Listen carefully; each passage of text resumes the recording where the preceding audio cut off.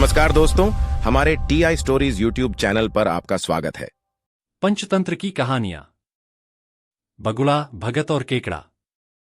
एक बार की बात है, एक वन प्रदेश में एक बहुत बड़ा तालाब था। हर प्रकार के जीवों के लिए उसमें भोजन सामग्री होने के कारण वहां सभी प्रकार के जीव, पक्षी, मछलियां, कछुए और केकड़े आदि वास करते थे। वही पास में ही बगुला रहता था, जिसे परिश्रम करना बिल्कुल अच्छा नहीं लगता था। उसकी आंखें भी कुछ कमजोर थीं। मछलियां पकड़ने के लिए तो मेहनत करनी पड़ती है, जो उसे खलती थी। इसलिए आलस्य के मारे वह भूखा ही रहता। एक टांग पर खड़ा यही सोचता रहता कि क्या उपाय किया जाए कि बिना हाथ पैर हिलाए रोज भोजन मिले। एक दिन उसे एक उपाय सूझा तो वह उसे आजमाने बैठ गया। बगुला तालाब के किनारे खड़ा हो गया और आंखों से आंसू बहाने लगा। एक केकड़े ने उसे आंसू बहाते देखा तो वह उसके निकट आया और पूछने लगा, मामा, क्या बात है, भोजन के लिए मछलियों का शिकार करने की बजाय खड़े खड़े आंसू बहा रहे हो? बगुले ने जोर की हिचकी ली और बोला, बेटे, बहुत कर लिया मछलियों का शिकार। अब मैं यह पापी कार्य और नहीं करूंगा। मेरी आत्मा जाग उठी है, इसलिए मैं निकट आई मछलियों को भी नहीं पकड़ रहा हूं। तुम तो देख ही रहे हो। केकड़ा बोला, मामा, शिकार नहीं करोगे, कुछ खाओगे नहीं तो मर नहीं जाओगे क्या? बगुले ने एक और हिचकी ली, ऐसे जीवन का नष्ट होना ही अच्छा है बेटे, वैसे भी हम सबको जल्दी मरना ही है। मुझे ज्ञात हुआ है कि शीघ्र ही यहां 12 वर्ष लंबा सूखा पड़ेगा। बगुले ने केकड़े को बताया कि यह बात उसे एक त्रिकालदर्शी महात्मा ने बताई है, जिसकी भविष्यवाणी कभी गलत नहीं होती। केकड़े ने जाकर सबको बताया कि कैसे बगुले ने बलिदान और भक्ति का मार्ग अपना लिया है। यहां 12 वर्ष तक सूखा पड़ने वाला है, यह बात भी सबकी बताई। उस तालाब के सारे जीव, मछलियां, कछुए, केकड़े, बत्तखें व सारस आदि दौड़ते दौड़ते बगुले के पास आए और बोले, भगत मामा, अब तुम ही हमें कोई बचाव का रास्ता बताओ। अपनी अक्ल लड़ाओ, तुम तो महाज्ञानी बन ही गए हो। बगुले ने कुछ सोचकर बताया कि वहां से कुछ कोस दूर एक जलाशय है, जिसमें पहाड़ी झरना बहकर गिरता है। वह कभी नहीं सूखता। यदि जलाशय के सब जीव वहां चले जाएं तो बचाव हो सकता है। अब समस्या यह थी कि वहां तक जाया कैसे जाएं। बगुले भगत ने यह समस्या भी सुलझा दी। तुम्हें एक एक करके अपनी पीठ पर बिठाकर वहां तक पहुंचाऊंगा, क्योंकि अब मेरा सारा शेष जीवन दूसरों की सेवा करने में गुजरेगा। सभी जीवों ने गदगद होकर बगुला भगत जी की जय के नारे लगाए। अब बगुला भगत के भाग खुल गए, ऐसा भगत को लगा। वह रोज एक जीव को अपनी पीठ पर बिठाकर ले जाता और कुछ दूर ले जाकर एक चट्टान के पास जाकर उसे उस पर पटककर मार डालता और खा जाता। कभी मूड हुआ तो भगत जी 2 फेरे भी लगाते और 2 जीवों को चटकर जाते। तालाब में जानवरों की संख्या घटने लगी। चट्टान के पास मरे जीवों की हड्डियों का ढेर बढ़ने लगा और भगत जी की सेहत बनने लगी। खाकर वह खूब मोटे हो गए। मुख पर लाली आ गई, पंख और चर्बी के तेज से चमकने लगी।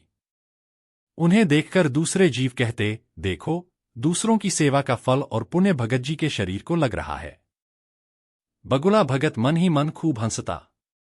वह सोचता कि देखो, दुनिया में कैसे कैसे मूर्ख जीव भरे पड़े हैं, जो सबका विश्वास कर लेते हैं। ऐसे मूर्खों की दुनिया में थोड़ी चालाकी से काम लिया जाए तो मजे ही मजे हैं।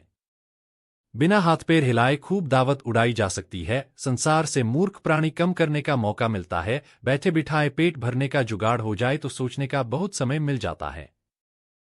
बहुत दिन यही क्रम चला। एक दिन केकड़े ने बगुले से कहा, मामा, तुमने इतने सारे जानवर यहां से वहां पहुंचा दिए, लेकिन मेरी बारी अभी तक नहीं आई। भगत जी बोले, बेटा, आज तेरा ही नंबर लगाते हैं, आजा मेरी पीठ पर बैठ जा। केकड़ा खुश होकर बगुले की पीठ पर बैठ गया। जब वह चट्टान के निकट पहुंचा तो वहां हड्डियों का पहाड़ देखकर केकड़े का माथा ठनका। वह हकलाया, यह हड्डियों का ढेर कैसा है? वह जलाशय कितनी दूर है, मामा?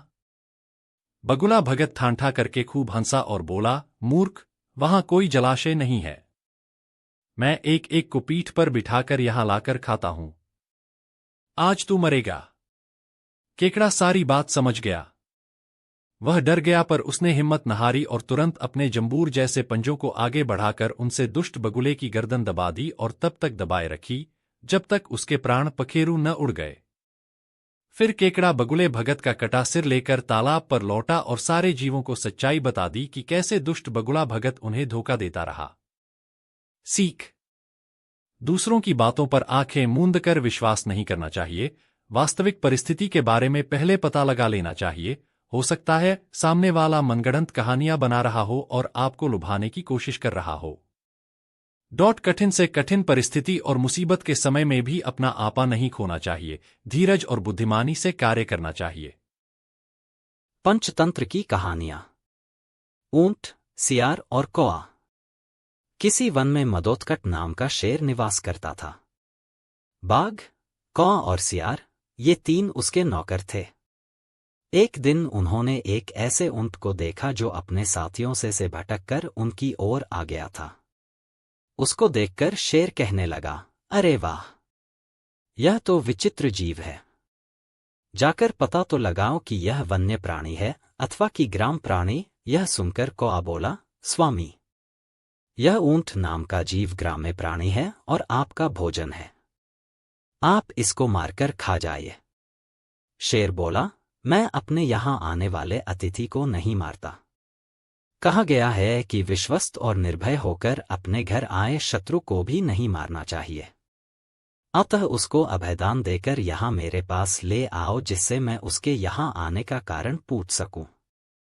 शेर की आज्ञा पाकर उसके अनुचर ऊंट के पास गए और उसको आदरपूर्वक शेर के पास ले लाए। ऊंट ने शेर को प्रणाम किया और बैठ गया। शेर ने जब उसके वन में आने का कारण पूछा तो उसने अपना परिचय देते हुए बताया कि वह साथियों से बिछड़कर भटक गया है। शेर के कहने पर उस दिन से वह कथंक नाम का ऊंट उनके साथ ही रहने लगा। उसके कुछ दिन बाद मदोत्कट शेर का किसी जंगली हाथी के साथ घमासान युद्ध हुआ। उस हाथी के मूसल के समान दांतों के प्रहार से शेर अधमरा तो हो गया, किंतु किसी प्रकार जीवित रहा, पर वह चलने फिरने में अशक्त हो गया था। उसके अशक्त हो जाने से कैवे आदि उसके नौकर भूखे रहने लगे, क्योंकि शेर जब शिकार करता था तो उसके नौकरों को उसमें से भोजन मिला करता था। अब शेर शिकार करने में असमर्थ था। उनकी दुर्दशा देखकर शेर बोला, किसी ऐसे जीव की खोज करो कि जिसको मैं इस अवस्था में भी मारकर तुम लोगों के भोजन की व्यवस्था कर सकूं। शेर की आज्ञा पाकर वे चारों प्राणी हर तरफ शिकार की तलाश में घूमने निकले। जब कहीं कुछ नहीं मिला तो कौए और सियार ने परस्पर मिलकर सलाह की। श्रीगाल बोला, मित्र कावे, इधर उधर भटकने से क्या लाभ? क्यों न इस कथंक को मारकर उसका ही भोजन किया जाए। सियार शेर के पास गया और वहां पहुंचकर कहने लगा, स्वामी, हम सबने मिलकर सारा वन छान मारा है, किंतु कहीं कोई ऐसा पशु नहीं मिला कि जिसको हम आपके समीप मारने के लिए ला पाते। अब भूख इतनी सता रही है कि हमारे लिए एक भी पग चलना कठिन हो गया है। आप बीमार हैं। यदि आपकी आज्ञा हो तो आज कथंक के मांस से ही आपके खाने का प्रबंध किया जाए। पर शेर ने यह कहते हुए मना कर दिया कि उसने ऊंट को अपने यहां पनाह दी है, इसलिए वह उसे मार नहीं सकता। पर सियार ने शेर को किसी तरह मना ही लिया। राजा की आज्ञा पाते ही श्रीगाल ने तत्काल अपने साथियों को बुलाया लाया। उसके साथ ऊंट भी आया। उन्हें देखकर शेर ने पूछा, तुम लोगों को कुछ मिला? कौवा, सियार, बाघ सहित दूसरे जानवरों ने बता दिया कि उन्हें कुछ नहीं मिला। पर अपने राजा की भूख मिटाने के लिए सभी बारी बारी से शेर के आगे आए और विनती की कि वह उन्हें मारकर खा ले। पर सियार हर किसी में कुछ न कुछ खामी बता देता ताकि शेर उन्हें न मार सके। अंत में ऊंट की बारी आई। बेचारे सीधे साधे कथंक ऊंट ने जब यह देखा कि सभी सेवक अपनी जान देने की विनती कर रहे हैं तो वह भी पीछे नहीं रहा। उसने शेर को प्रणाम करके कहा, स्वामी, ये सभी आपके लिए अभक्ष्य हैं। किसी का आकार छोटा है, किसी के तेज नाखून हैं, किसी की देह पर घने बाल हैं। आज तो आप मेरे ही शरीर से अपनी जीविका चलाइए, जिससे कि मुझे दोनों लोकों की प्राप्ति हो सके। कथंक का इतना कहना था कि बाघ और सियार उस पर झपट पड़े और देखते ही देखते उसके पेट को चीरकर रख दिया। बस फिर क्या था, भूख से पीड़ित शेर और बाघ आदि ने तुरंत ही उसको चटकर डाला। सीख। महापुरुषों ने कहा है कि धूर्तों के साथ जब भी रहे पूरी तरह से चौकन्ना रहें और उनकी मीठी बातों में बिल्कुल न आए और विवेकहीन तथा मूर्ख स्वामी से भी दूर रहने में ही भलाई है। Thanks for watching.